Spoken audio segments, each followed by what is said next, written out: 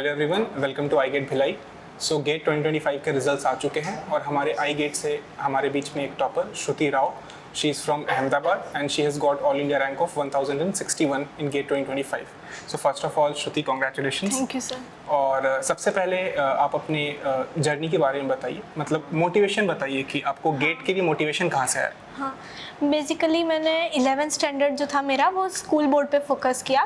फिर 12th standard में मैंने स्कूल बोर्ड मतलब स्कूल स्टेट बोर्ड का स्कूल मतलब की एग्जाम, सीबीएसई बोर्ड या फिर गुजरात स्टेट बोर्ड था, उसके लिए फोकस किया। फिर 12th स्टैंडर्ड में मैंने जेई का कोचिंग ज्वाइन कर लिया था और सारे जो ट्यूशन्स थे 11th के वो सब छोड़ दिए थे, सिर्फ जेई पे फोकस किया। सो उसकी वजह से बोर्ड पर मैं कंसंट्रेट नहीं कर पा रही थी, सिर्फ जेई पे फोकस कर रही थी। उसमें फिर बोर्ड के रिलेटेड डिटेल आंसर्स कुछ नहीं पढ़ा, सिर्फ शॉर्टकट ट्रिक्स एंड जो भी जेईई के लिए पढ़ाते हैं वो पढ़ा।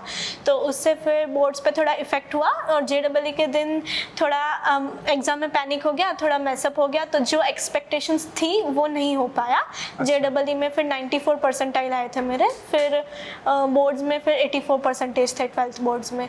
फिर मेरे को एनआईटीज़ और वो सब में कंप्यूटर तो कहीं मिलता नहीं, इसलिए फिर मैंने वहाँ की अहमदाबाद की लोकल कॉलेज है LJIT एफिलिएटेड विद यूनिवर्सिटी, उसमें ज्वाइन कर लिया बी इन कंप्यूटर इंजीनियरिंग। मतलब आपने 12th के बाद ड्रॉप नहीं लिया, नहीं, डायरेक्ट ज्वाइन कर लिया मैंने on the basis of 12th board marks, और वहाँ पे गुड सेट एग्जाम होती है। सो उन दोनों का मार्क्स कैलकुलेट करके डायरेक्टली वो होता है, तो वो ज्वाइन कर लिया था। फिर मेरे माइंड में ऐसा बैठ गया था कि बोर्ड्स एक बार बिगड़ गया है जेईई की वजह से, अब मुझे बस कॉलेज पर ही फोकस करना है, CGPA अच्छे लाना है, वो मेन मोटिव होना चाहिए। तो सिर्फ कॉलेज पे फोकस करा। फिर at the end of second year, मतलब थर्ड ईयर के स्टार्टिंग में 2022 जून में मेरे फादर यूट्यूब पे आई गेट में सिद्धार्थ सर के वीडियोस देख रहे थे। तो उन्होंने मुझे बोला कि 12th में IIT नहीं हुआ, अभी एमटेक के लिए IIT हम कर सकते हैं, जाना हो तो वाया गेट। बट मुझे तो मतलब कॉलेज में आपको सेकेंड ईयर तक आइडिया था गेट के बारे में? नहीं, या फिर मुझे पहली बार आपके पापा ने बताया? पापा नहीं बताया, मुझे कोई आइडिया नहीं था, मैं सिर्फ कॉलेज पर ही फोकस कर रही थी। फिर पापा ने मुझे थर्ड ईयर के स्टार्टिंग में बताया कि ये सर है, सारे सब्जेक्ट एक ही सर पढ़ा रहे हैं, सिर्फ कंप्यूटर ओरिएंटेड का कोचिंग है, पढ़ लो, बहुत अच्छा है, अच्छे टॉपर्स भी बहुत आ रहे हैं करके। बट मुझे ऐसा था कि मेरा एक बार IIT हुआ नहीं, बोर्ड्स बिगड़ गया, अब मुझे CGPA नहीं बिगाड़ना है। तो अभी उस वक्त CGPA कितना चल रहा था कॉलेज में? मेरा 9.8 9.7 ही चल रहा था। मतलब साहिल एक मेरा दोस्त है, ही इज फ्रॉम ISC, तो साहिल से मेरी आज ही बात हुई थी। साहिल बता रहा था गुजरात वाले बहुत CGPA लेके आते हैं। मतलब वहाँ बोला किसी का लोएस्ट रहता है तो 9.2 9.4 ऐसा रहता होगा, बहुत पढ़ाई करते हैं। हाँ, तो तब तक वो चल रहा था। फिर पापा ने बोला ज्वाइन करते हैं, फिर सर से बात करके थर्ड ईयर के स्टार्टिंग में ज्वाइन कर लिया। बट वो ऑनलाइन लेक्चर्स, मैंने लाइव लेक्चर्स देखे नहीं थे। फिर ऐप था तो देखना है, बट मेरे को कॉन्फिडेंस आ नहीं रहा था। और हमारे कॉलेज में क्या होता है, 1 6 सेमेस्टर का एक सेमेस्टर होता है ना, उसमें 4 एग्जाम आ जाती है एक ही सेमेस्टर में, थोड़े थोड़े इंटरवल्स में। और कॉलेज में अटेंडेंस भी मैटर कर रही थी, तो मेरे पास फिर टाइम नहीं था कि कॉलेज जाके आके फिर गेट का करो, तो फिर और मन भी नहीं कर रहा था अंदर से, तो पढ़ाई नहीं फिर कुछ। फिर थर्ड ईयर का जो एग्जाम था गेट का, देने का मन नहीं था। पापा ने बोला ऐसे बैठ के आओ, एक्सपीरियंस करो कैसा होता है, थोड़ा एनवायरनमेंट से फेमिलियर हो जाओ, जेईई के टाइम का पैनिक सिचुएशन से थोड़ा फेमिलियर रहो कि कॉम्पिटिटिव एग्जाम कैसे फेस करते हैं। तो वहाँ पर फिर ऐसे ही एग्जाम का फॉर्म भरा, कुछ भी नहीं पढ़ा, बस FT और मैथ्स के भरोसे गए थे पढ़ने, एक लेक्चर भी नहीं देखा। 2023 में हुआ थर्ड ईयर? हाँ, कुछ भी नहीं देखा, लेक्चर ऐप ओपन भी नहीं किया था एक भी दिन, बस FT और मैथ्स जो कॉलेज लेवल पे पढ़ा था उसके भरोसे गई। फिर वहाँ 23 का पेपर देखा कि हाँ ये तो अच्छा है, हो सकता है, थोड़ा ऐसे कॉन्फिडेंस आया कि हम गेट कर सकते हैं। उसके बाद फिर 23 के रिजल्ट्स आ रहे थे, तो यहाँ से मैंने देखे कि गुजरात में से भी 23 के काफ़ी टॉपर्स आ रहे थे, मेरी कॉलेज से भी एक सीनियर थे, तो मेरे को लगा कि हाँ हो सकता है, कर सकते हैं। फिर मेरे को लगा कि हाँ करते हैं, फाइनल ईयर में पढ़ाई चालू करते हैं। सो 24 में मैं कॉलेज जा रही थी, कॉलेज कंपलसरी अटेंडेंस थी, एग्जाम्स के लिए आता था, तो गेट 15 दिन पढ़ती थी, 15 दिन छूट जाता था, कॉलेज का पढ़ने लगती थी फिर मैं। तो उस मतलब कॉलेज के साथ साथ फोर्थ ईयर में आपकी स्ट्रैटेजी क्या थी सब्जेक्ट्स को लेके? आपने एक प्लान बनाया होगा कि ये सब्जेक्ट्स मैं पहले फिनिश करूंगी, मतलब आपका एक पाइपलाइन क्या था सब्जेक्ट्स को लेके? सबसे पहले मुझे था कि मैं CDS एल्गो का ट्राई कंप्लीट करूं, तो उसके बाद मैं थोड़ा मैथ्स पे फोकस करूं, डिस्क्रीट एनजी मैथमेटिक्स वो सब, और फिर TOC CD ये सब। सो मैंने C से स्टार्ट किया पढ़ना, लेकिन मेरा क्या हो रहा था, थोड़ा पढ़ा फिर कंसिस्टेंसी नहीं आ पा रही थी, क्योंकि ब्रेक लग जाती थी, मैं कॉलेज एग्जाम्स के लिए पढ़ने लग जाती थी। सो वो थोड़ा ऐसे पढ़ते पढ़ते ब्रेक लगते लगते एंड तक मैंने 7 और 8 सब्जेक्ट्स कंप्लीट करे थे। अच्छा। एप्टी, डिस्क्रीट मैथ्स, CO, OS, ये 4 सब्जेक्ट मेरे नहीं हो पाए थे, रह गए थे। और जो सब्जेक्ट्स कंप्लीट किए उसके PYQ नहीं बनाए, रिवीजन नहीं किया, मतलब लेक्चर देखा, नोट्स बनाया, खत्म, एक बार ओपन भी नहीं तो करी। ये सब चीज आपको गेट 2024 देने के बाद रियलाइज हुआ कि ये सारी चीजें करनी थी, मैंने गलती करी, बाद में रियलाइज हुआ। तो 24 मैंने दिया, फिर भी मतलब एग्जाम से 15 दिन पहले मैंने नोट्स खोली पहली बार रिवाइज करने के लिए कि क्या है क्या सब्जेक्ट, क्योंकि पढ़ा था वो भी याद नहीं था, रिवीजन किया नहीं था। फिर भी दिया, जाके 6000 का रैंक आया था 4th ईयर में। फिर मैंने सोचा कि हाँ, इतना कुछ किए बिना इतना आ रहा है, मतलब कॉन्फिडेंस आया। हाँ, कॉन्फिडेंस आया कि इतना कुछ किए बिना इतना आ रहा है, अब पढ़ते हैं अच्छे से, फिर ड्रॉप लेके करते हैं। और हमारे वहाँ है ना 8 सेमेस्टर कंपलसरी इंटर्नशिप है हमारे कॉलेज में, compulsory 6 months of internship. So company में जाके इंटर्नशिप करना कंपलसरी, और मेरे जो बच्चे थे 4 सब्जेक्ट वो भी कंप्लीट करने थे। तो इंटर्नशिप चालू थी एंड पैरेलली मैं वो कंप्लीट करी थी सब्जेक्ट्स जो मेरे बाकी थे। तो मई एंड तक मैंने सारे सब्जेक्ट्स कंप्लीट कर लिए ऐप से, जो मेरे बच्चे थे 4 सब्जेक्ट। फिर जून से सब स्टार्टिंग से एक सब्जेक्ट रिवीजन स्टार्ट किया कि क्या है क्या नहीं समझा, 2-3 महीने उसको दिए। फिर PYQs पहली बार स्टार्ट किए सारे सब्जेक्ट के। कौन से महीने में? जुलाई से स्टार्ट किए होंगे PYQ, जून जुलाई से रिवीजन एंड PYQ स्टार्ट किया सारे सब्जेक्ट्स का। देन अक्टूबर एंड तक मैंने पहला राउंड PYQ एंड रिवीजन 2-3 बार यही सब किया। सब्जेक्ट वाइज टॉपिक टेस्ट खरीदी थी मैंने एक, लेकिन गलती हो गई, मैंने एक डिफिकल्ट वाली टेस्ट सीरीज ले ली, बीच में 25 मार्क्स की दी थी, तो 10, 11, कभी 13 ऐसे ही आ रहा था। और जबकि उस टॉपिक के PYQ 99%, 95% ऐसे हो जाते थे मेरे से, तो मेरा कॉन्फिडेंस चला गया कि इतना पढ़ के भी मुझसे नहीं हो रहा है, राइट। तो फिर मैंने वो टॉपिक टेस्ट देना ही छोड़ दिया था।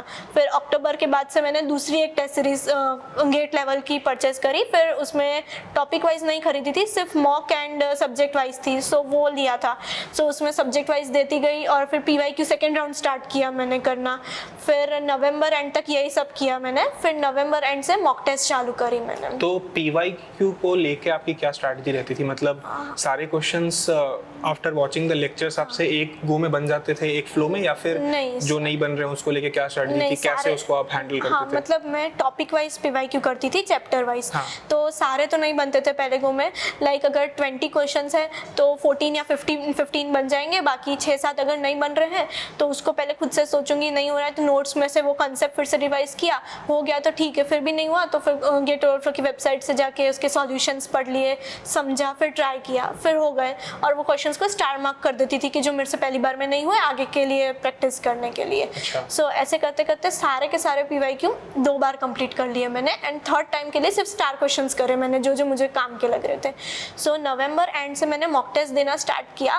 तब तक टॉपिक वाइज थोड़े सब्जेक्ट्स के दे दिए थे, सब्जेक्ट वाइज दूसरी टेस्ट सीरीज से दे दिए थे, वो डिफिकल्ट वाला छोड़ दिया, मेरे से नहीं होगा करके।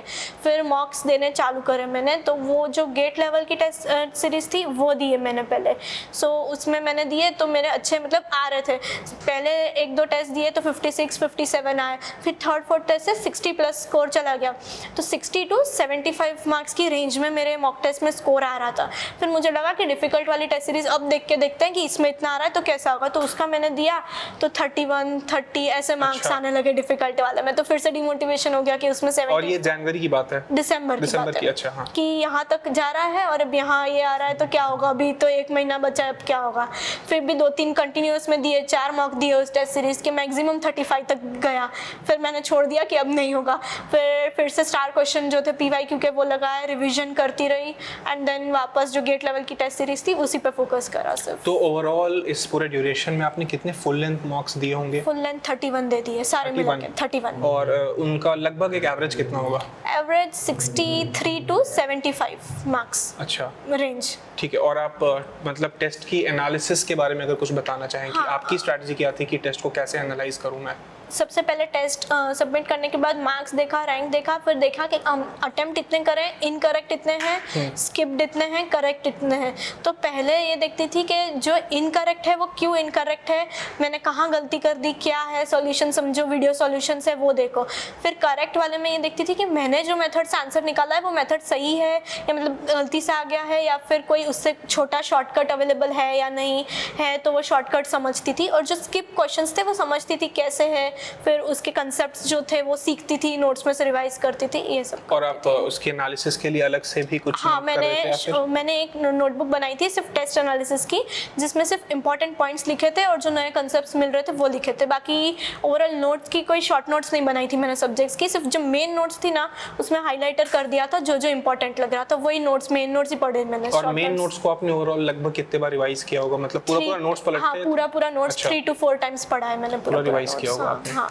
और प्रिपरेशन के बीच में मतलब ऐसा होता है इन जनरल कि हमें कभी कभी ऐसा लगता है किसी वीक हमारा मतलब पढ़ने का मोटिवेशन नहीं है, तो उस चीज को कैसे हैंडल करते थे आप वो इन बिटवीन द प्रिपरेशन? मेरे को कितनी बार टॉपिक टेस्ट में कम आ गए तब वो होगा, या फिर मॉक्स में कम आ रहे थे, या फिर बीच में पीवाईक्यू काफी बार नहीं बन रहे तभी भी होने लगता है, या फिर रिवीजन अभी पढ़ा है 10 दिन पहले भूल गए, वो भी प्रॉब्लम हो रहा था। तो इन सब में मेरे पापा ही है जो कांस्टेंट मोटिवेटर थे मुझे कंटिन्यूअसली, मतलब उनको सब पता था कि मैं कौन सा सब्जेक्ट पढ़ रही हूँ, कितना आसा है, तो कंटिन्यूअस मोटिवेट कर रहे थे कि हो जाएगा, कर लो, तो उसी से हो रहा था। तो मतलब घर वाले ट्रैक करते हाँ, रहते थे? घर वाले सपोर्ट कर रहे थे। तो आप घर पे लेके पढ़ाई करते थे या हॉस्टल में? नहीं, घर पे मैंने सब रिकॉर्डेड लेक्चर से पढ़ा है, लाइव लेक्चर्स एक भी अटेंड नहीं करा है सब। अच्छा, और कोई रिवीजन को लेके स्ट्रैटेजी जो आपको लगा हो आपके फाइनल ईयर वाले अटेम्प्ट में कि ये तरीका अच्छा नहीं था, जो आपने इम्प्रोवाइज किया अपने ड्रॉप ईयर में? हाँ, ये है कि रिवीजन थोड़े इंटरवल्स में करना है और करना है। मैंने पहली बार सिर्फ नोट्स बना के छोड़ दिए थे, ऐसा नहीं कि अभी मैंने लेक्चर देखे, नोट्स बनाए, कंप्लीट हो गया। उसको थोड़े टाइम में रिवाइज करना है। दूसरा सब्जेक्ट पढ़ा फिर भी पहला वाला रिवाइज करना है, नहीं तो भूल जाएंगे पहले वाला भी, यही प्रॉब्लम था। और कुछ अपने जूनियर्स के लिए आप कुछ देना चाहेंगे मैसेज? हाँ, यही है कि रिवीजन मैक्सिमम करेंगे तो कंसेप्ट्स याद रहेंगे, और सिर्फ रिवीजन से भी नहीं होगा जब तक प्रॉब्लम्स प्रैक्टिस नहीं करेंगे। पीवाईक्यूज करने हैं, टॉपिक टेस्ट जुलाई अगस्त से कर देने चाहिए। मैंने लेट किया था, अक्टूबर नवंबर तक टॉपिक टेस्ट चालू किया मैंने, जुलाई अगस्त से करने से ज़्यादा बेनिफिट होता। ठीक है। और अभी फिर आगे आपका क्या प्लान है आगे अपने मास्टर्स को लेके? मतलब रिसर्च की तरफ आप देखेंगे अपना मास्टर्स, या फिर कोई स्पेसिफिक डोमेन है, फॉर एग्जांपल एआई में रिसर्च करना है, सिस्टम्स में करना है? मतलब अभी अप्लाई हर जगह करना है, काफ़ी रिटन टेस्ट हैं, इंटरव्यूज है, वो सब देने हैं, फिर डिसाइड होगा कि कहाँ चूज करना है। अच्छा, मतलब अभी तक आपने फाइनल नहीं किया? नहीं किया, अभी हर जगह अप्लाई करना है, रिटन टेस्ट देना है, इंटरव्यू देना है, फिर जो बेस्ट लगेगा वो चूज करेंगे। अच्छा, और मतलब वैसे तो अगर मैं इन जनरल बोलूं तो अभी 1-2 एग्जाम्स और बचे हुए हैं, तो आप पीजीडब्ल्यू वगैरह के लिए अभी फोकस कर रही हैं या फिर? अभी नहीं किया है, अभी मेरे को कोडिंग पर फोकस करना है एंड थोड़ा रिटन टेस्ट और इंटरव्यूज के लिए प्रिपेयर करना है, जो अभी दूसरी कॉलेजेस के आईआईटीज का या फिर आईआईएससी का इंटरव्यूज है उसके लिए। अच्छा, और गेट के साथ साथ मतलब जैसे आपने कोडिंग के बारे में बताया, तो गेट के साथ साथ आप ऐसा coding, practical, DSA problem solve करते थे या फिर पूरा फोकस? नहीं, मैंने सिर्फ 4th ईयर में सिर्फ गेट किया, 3rd ईयर तक सिर्फ कॉलेज ही था और कुछ नहीं था। एंड मेरा लास्ट सेमेस्टर में जो इंटर्नशिप था उसके लिए प्रोजेक्ट करना था, तो उसके लिए जो कोडिंग लैंग्वेज है वो सब सीखी और उसका प्रोजेक्ट का कोडिंग खुद से किया था, बस उतना ही कोडिंग किया था। अभी स्टार्ट करना है। अच्छा, अभी आप स्टार्ट करोगे? करना है अभी। ठीक है, ऑल द वेरी बेस्ट आपको फ्यूचर के लिए। Okay guys, all the very best, thank you.